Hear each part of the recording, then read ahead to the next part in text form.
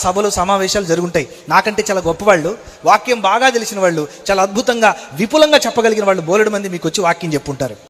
కానీ నీ జీవితంలో ఇప్పటికీ మార్పు రాలేదనంటే ఈ బోధల్లో ఏది నీకు ఉపయోగపడలేదని అర్థం. మార్పు అంటే అర్థం ఏంటో తెలుసుకోకపోతే నీ జీవితానికి అర్థం, గమ్యం ఏమీ లేదని అర్థం.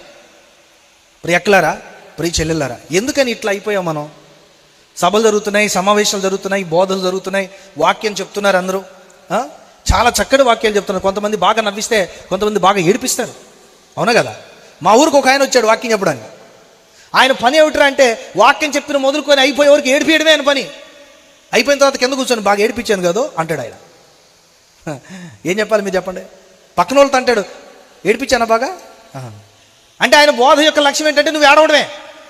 ఇంకొక ఆయన వస్తాడు బోధ చెప్పడానికి, ఆయన ఏంటంటే నవ్వించడమే ఆయన పద్ధతి. మొదలుపెట్టిన దగ్గర నుంచి అయిపోయే వరకు నవ్వుతూనే ఉండాలి, కడుపు పగిలిపోవాలి వాళ్ళకి. నవ్వి నవ్వి నవ్వి నవ్వి వాళ్ళ భక్తి కొవ్వి.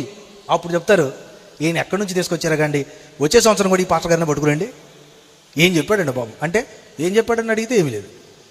ఒక్కటే లక్ష్యం, నవ్వించడమా ఏడిపించడమా.